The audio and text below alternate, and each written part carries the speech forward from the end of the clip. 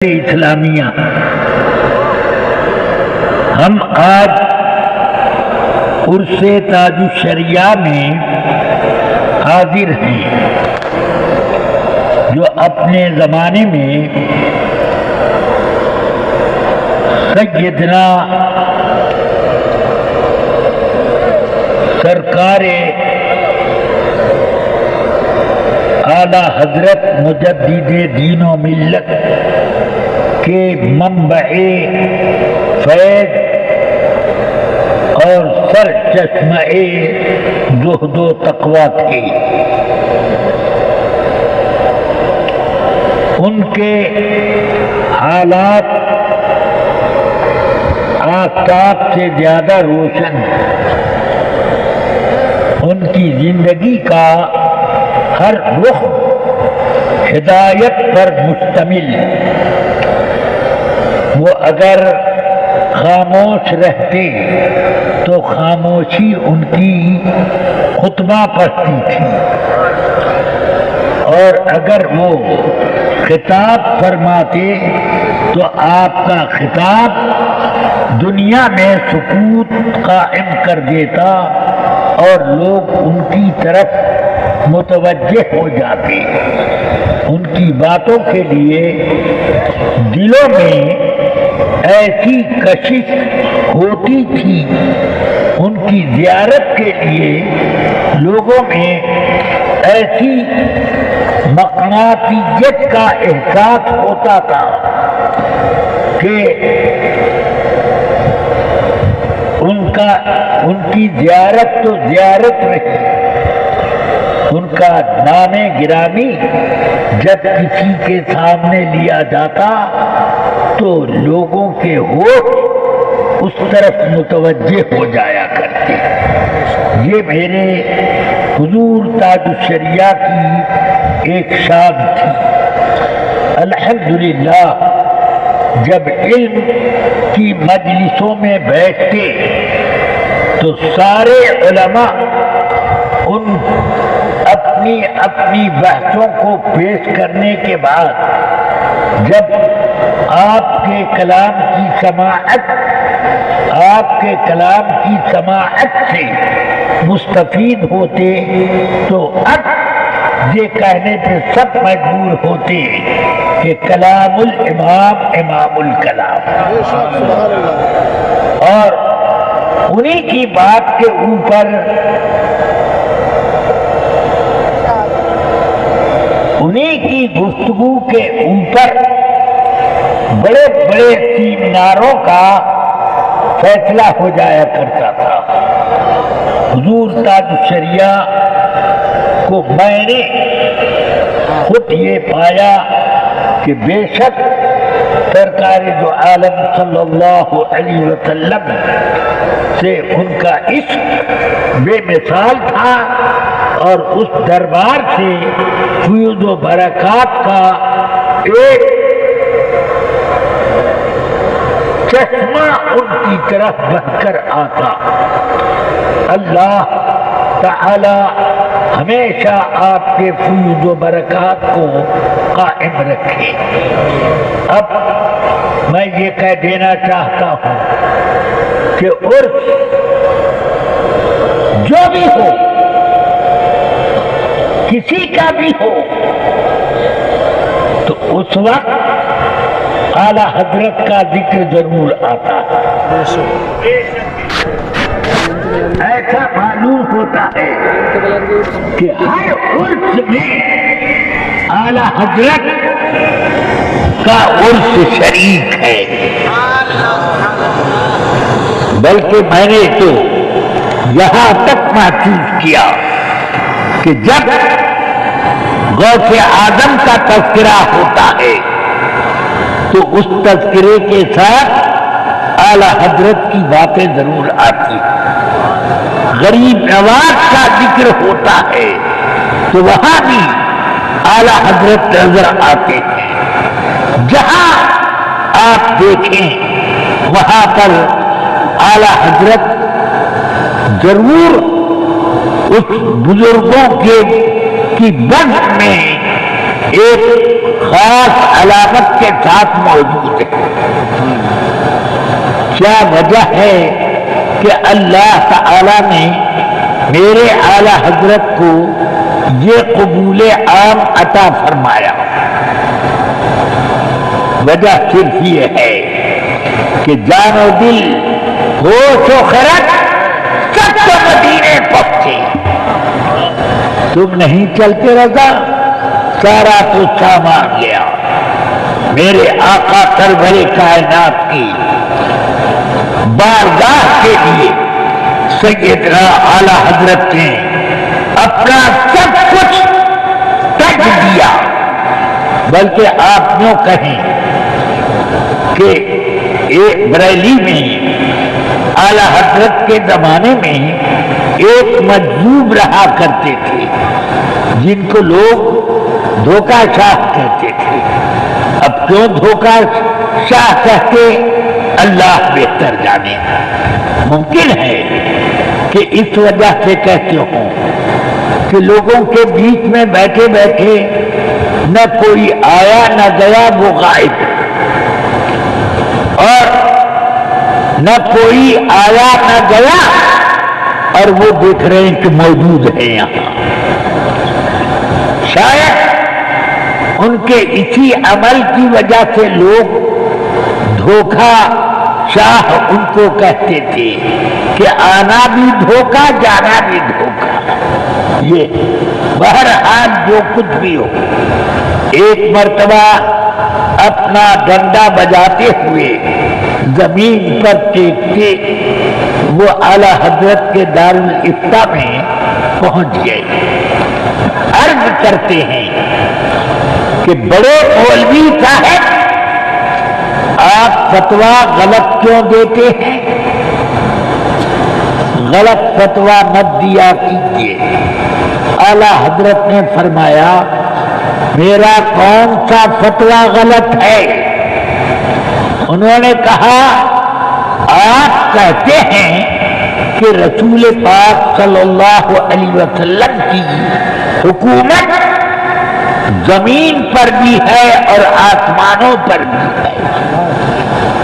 میں زمین پر تو دیکھ رہا ہوں، آسمانوں پر دیکھا تو وہاں ان کی حکومت نظر نہ آئی، لہذا آپ کے فتوے کا یہ جز غلط تو ہے۔ فرمایا دھوکہ چاہ، آپ دھوکے میں ہو۔ میرے آقا سید کائنات صلی اللہ علیہ وسلم کی حکومت جس طرح اس زمین پر ہے، اسی طرح سارے آسمانوں میں آپ کی حکومت کا پرچم لہرا رہا ہے، ہر جگہ آپ کی حکومت ہے۔ تو اعلیٰ حضرت نے ذرا گرج کر فرمایا تو کہنے لگے ارے آپ اتنا گرج کے کہتے ہیں، اس کا تو آپ کو نقصان اٹھانا پڑے گا۔ تھوڑی دیر کے بعد گھر میں سے اطلاع آئی سرکار مفتی اعظم قبلہ کے بارے میں۔ اس وقت آپ کا عہد طفلی تھا، غالباً 7-8 سال کی عمر کے آپ تھے، بچوں کے ساتھ چھت پر تھے اور زمین پر باہر روڈ پر آ گئے تو لوگوں نے خبر دی کہ حضور وہ گر پڑے، ننھے میاں گر پڑے چھت پر سے زمین پر، حالت نازک ہے، بے ہوش ہیں۔ سرکار اعلی حضرت قلمدان میں قلم رکھ کے اٹھے اور آپ زیارت کے لیے آئے۔ گھر میں پہنچے تو کسی بوڑھی عورت نے کہا حضور آپ مجذوبوں سے کیوں بلا وجہ لفڑا لے لیتے ہیں؟ یہ دیکھیے نا، اسی کا سبب ہے کہ یہ چھت پر سے گرے، اس لیے یہ آپ نے ٹھیک نہ کیا یا جو بھی ہو۔ تو سرکار سیدنا اعلی حضرت فرماتے ہیں، سنو، حکومت سید کائنات محمد الرسول اللہ صلی اللہ علیہ وسلم پر ایک مصطفیٰ رضا کیا، سینکڑوں مصطفیٰ رضا ہوں تو میں سب کو قربان کر دوں گا۔ اتنا فرمانا تھا، سرکار مفتی اعظم فوراً اٹھ کر بیٹھ کے ہوش میں آ گئے۔ سبحان اللہ! ذرا دیکھیے کہ قربانی کا ذکر آیا تو زندگی کے آثار ظاہر ہو گئے۔ سبحان اللہ! پھر اعلی حضرت دارالفتہ میں آ کر بیٹھے اور تھوڑی دیر کے بعد پھر ٹھک ٹھک ٹھک کرتے ہوئے چلے آئے دوکا شاہ۔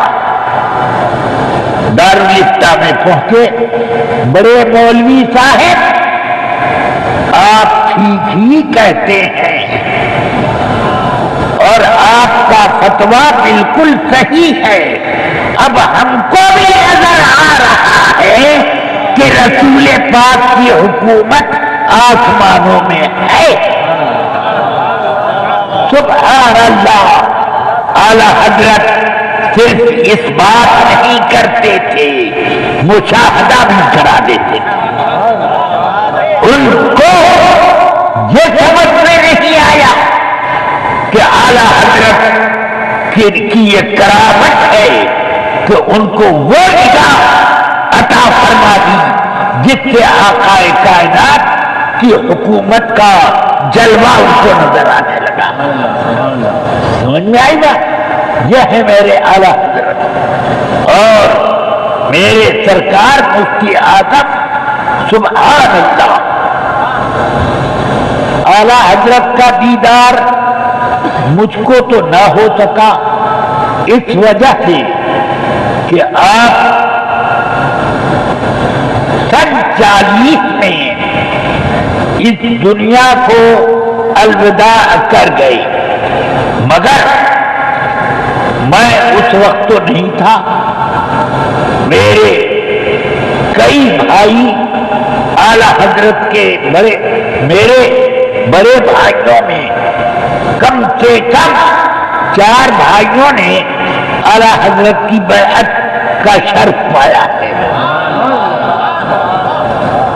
اور میرے والد ماجد حضور صدر الشریعہ مصنف بہار شریعت اعلیٰ حضرت کے مرید بھی تھے، ان کے جانثار غلامی تھے، اور اعلیٰ حضرت کی خلافت سے فیضیاب تھے۔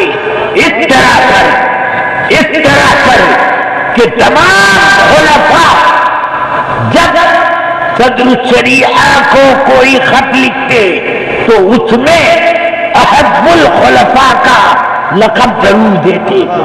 احب الخلفاء اعلیٰ حضرت کے سب سے شہید خلیفہ، یہ لفظ ہوتا۔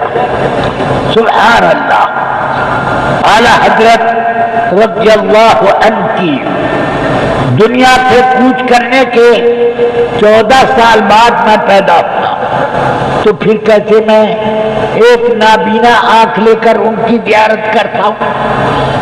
تو نہ کر سکا، مگر اعلیٰ حضرت رضی اللہ تعالیٰ میرے دل کو اپنے کنٹرول میں لیے ہوئے،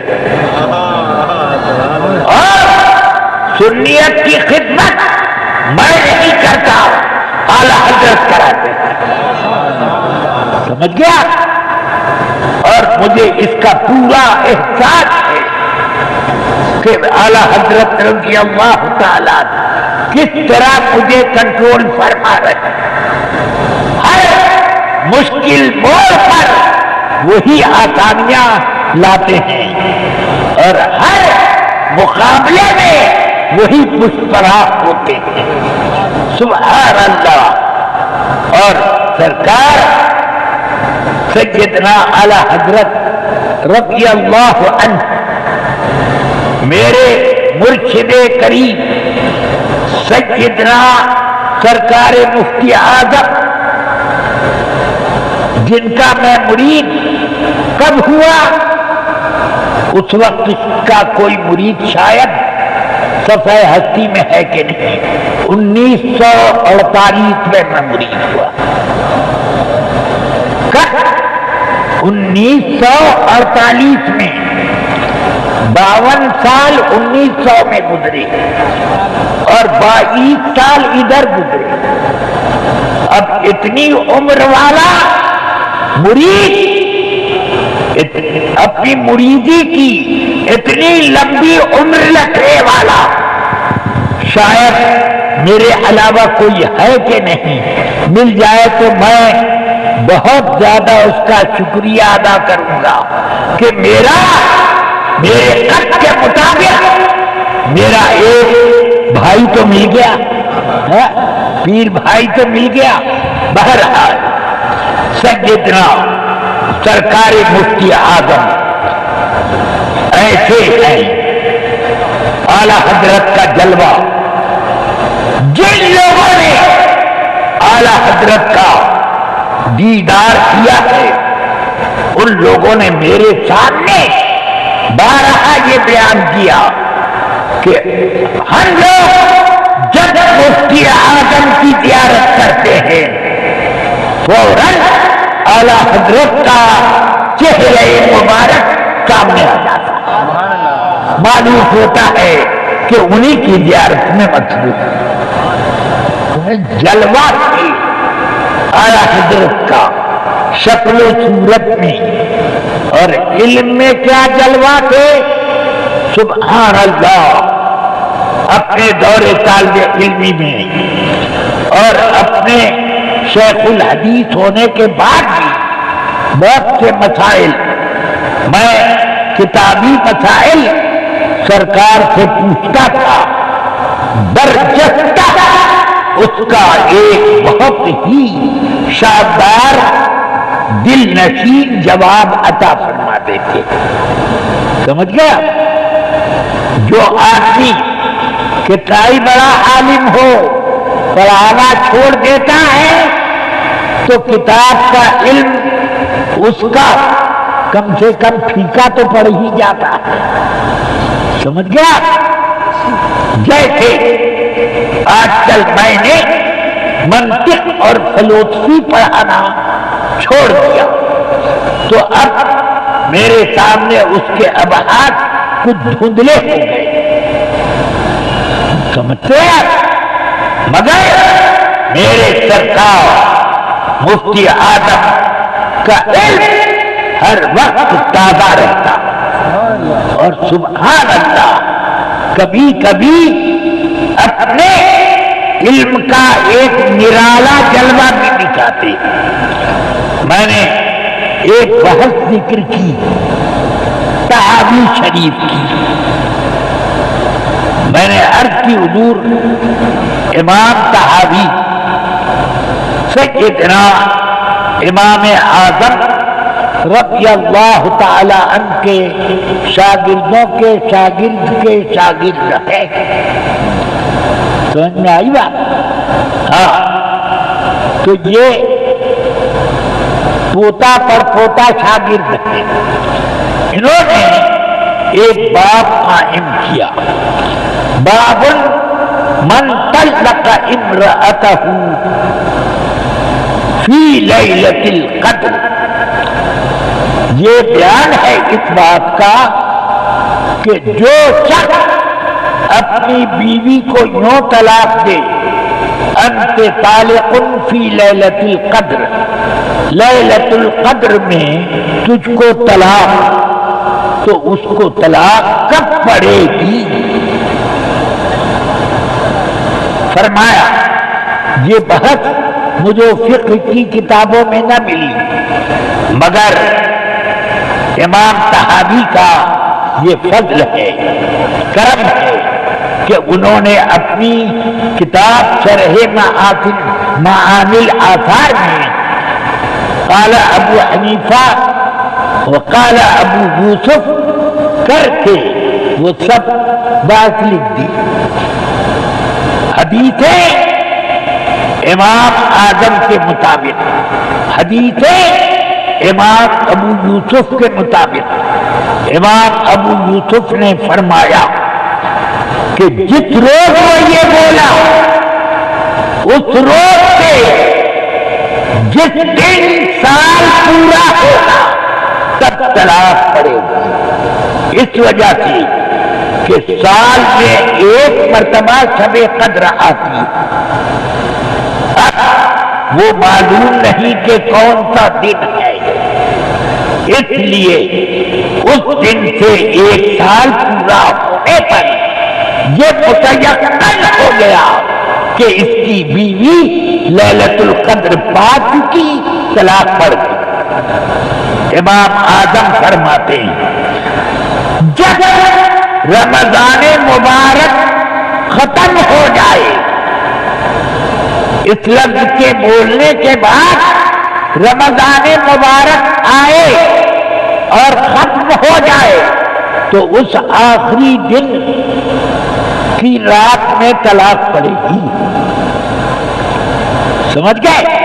فرماتے ہیں اس لیے کہ امام یہ حدیثیں انہوں نے امام ابو یوسف کی تائید میں جو ہیں کہ لیلۃ القدر کب پڑے گی وہ بھی تخریج کی، اب امام اعظم کی تخریج کے مطابق وہ ان کی تائید کے لیے تخریج کے مطابق یوں رمضان کی پہلی رات سے لے کر آخری رات تک کہیں بھی لیلۃ القدر ہو سکتی ہے۔ تو جب رمضان کی آخری رات آئے تو اس کی بیوی کو طلاق پڑے گی۔ اب وہ حدیثیں بیان کرنے کے لیے نہیں بیٹھا ہوں میں، اور جب درسگاہ میں بیٹھوں گا تو سب سناؤں گا۔ میں ابھی درسگاہ میں نہیں ہوں، جلسے گاہ میں۔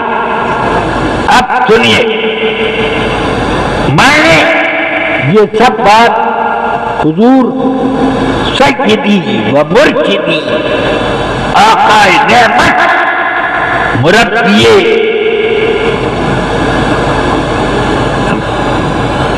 اعظم ضیاء سیدی سرکار مفتی اعظم ان کے سامنے میں نے پیش کی۔ فرماتے ہیں سرکار مفتی اعظم، امام اعظم کا یہ قول آپ نے تو ذکر کیا، مگر امام اعظم نے ایمان اور طلاق و عتاق کے بارے میں ایک کلیہ مقرر کیا ہے کہ عرف کے مطابق جو عرف ہے اس کے مطابق ہو تو طلاق پڑ جائے گی، کہ اعتبار عرف کا ہے، طلاق عتاق ایمان ان سب میں عرف کا اعتبار ہے۔ سمجھ گیا؟ تو اس کے اعتبار سے طلاق پڑے گی۔ اب فرماتے اس زمانے میں عرف یہی ہے کہ 27ویں رات شب قدر ہے، اس لیے جب 27ویں رات آئے گی طلاق پڑ جائے گی۔ اعلیٰ حضرت امام ابو حنیفہ کے زمانے میں عرف الگ تھا، آج کے زمانے میں عرف یہ ہے، لہذا اس کا اعتبار میری آنکھیں کھل گئی۔ سبحان اللہ، سرکار کو ساری باتیں حفظ ہیں، اور یہ بھی یاد ہے کہ بنیاد طلاق اطاعت وغیرہ میں کیا ہے؟ سبحان اللہ، یہ ہے سرکار مفتی اعظم۔ اسی لیے میرے اعلیٰ حضرت نے فرمایا جب یہ پیدا ہوئی تو فرمایا میرا یہ فرزند اللہ کا ولی ہے۔ اعلیٰ حضرت نے کبھی زندگی میں یعنی یوم پیدائش سے لے کر یوم وفات تک کبھی خلاف واقعہ بات نہ کی، وہ اعلیٰ حضرت۔ پھر میں کیسے مانوں کہ ولی ہونے کا وہ بیان کریں تو وہ غلط ہو؟ میں نہیں مان سکتا۔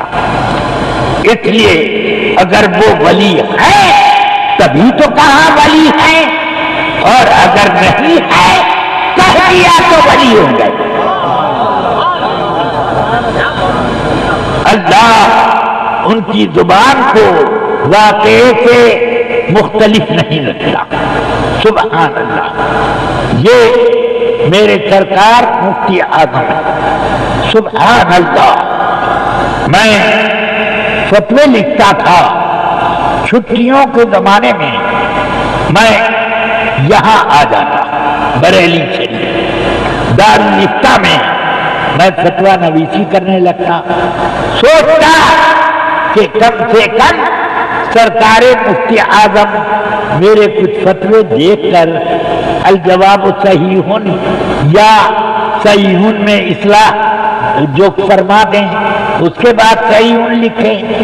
تو بہرحال دونوں صورت میری شاگردی کے لیے کافی، اور ان کے شاگرد ہونے کے بعد میں نے یہ سوچ لیا کہ اب سارے مفتیوں کو میں ہدایات عطا کرتا رہوں گا۔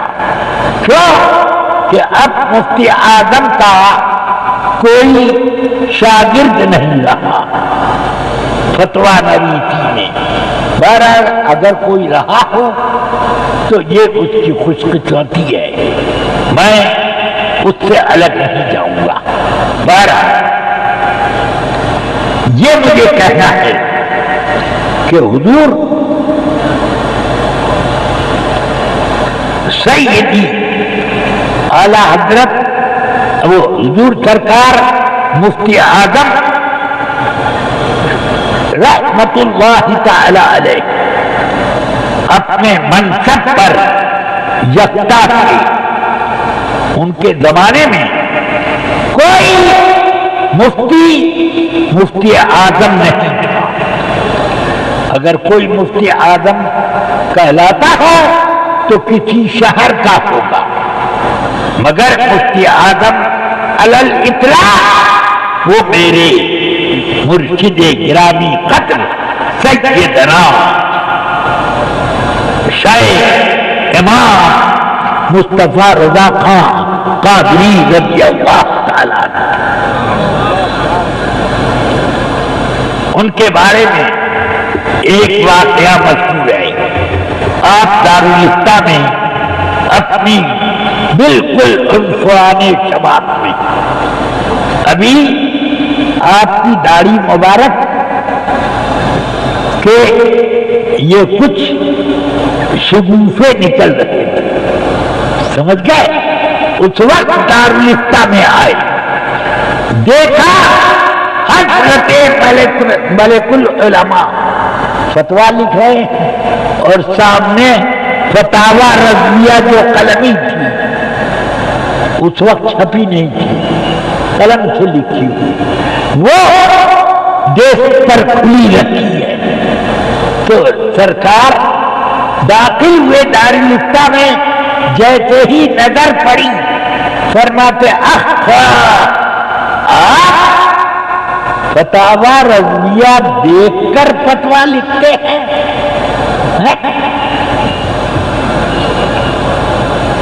یعنی آپ مفتی نہیں ہیں، فتاوی رضویہ نقل کرتے ہیں، یہ مطلب ہے۔ جو انہوں نے برجستہ کہا کہ سوال مشکل ہے، اس کا جواب بغیر فتاوی رضویہ کے نہیں بن سکتا۔ انہوں نے سرکار مفتی اعظم نے فرمایا لائیے دیکھوں سوال۔ انہوں نے سوال سامنے رکھا، بڑا مشکل سوال تھا، فرمایا قلمدان ادھر بڑھائیے، اور کھٹا کر چند منٹوں میں آپ نے پورا جواب لکھ دیا اور لکھنے کے بعد پیش کر دیا، لیجئے پڑھیے، کہیں غلطی نکلے تو بتائیے۔ وہ حیرت سے ملک العلماء آپ کو تکتے رہ گئے۔ اس سے پتہ چلتا ہے کہ میرے مرشد گرامی منزلت پیدائشی مفتی اعظم، جس کو جو بھی کہہ لیں بادل ذات مفتی اعظم،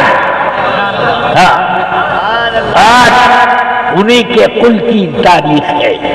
قل کا وقت اب 2 منٹ باقی ہے، اس لیے بات اتنے پر ختم کروں تو کافی ہو۔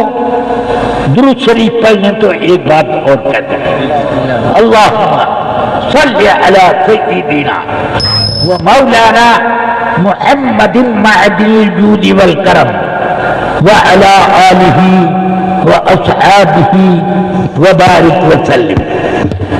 سرکار مفتی اعظم بڑے ہی متواضع بھی تھے، سوچ کا بارہ بھی بچتا تھا، اور تواضع بھی ایک شان رکھتی تھی۔